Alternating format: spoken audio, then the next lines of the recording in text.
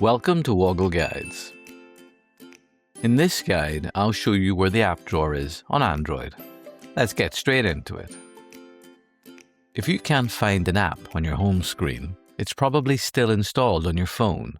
Most Android phones store all installed apps inside the app drawer. To open it, start on your Android home screen. Swipe up from the bottom of the screen.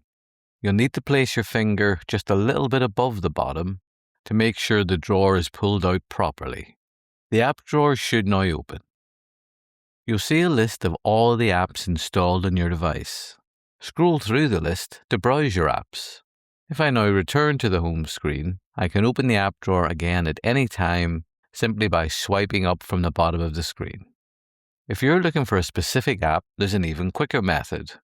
With the app drawer open, I'll tap on the Search Apps box at the top of the screen.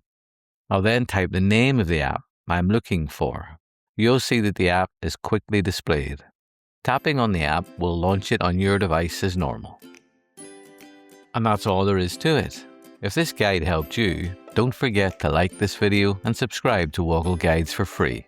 Thanks for watching, and do look after yourself until next time.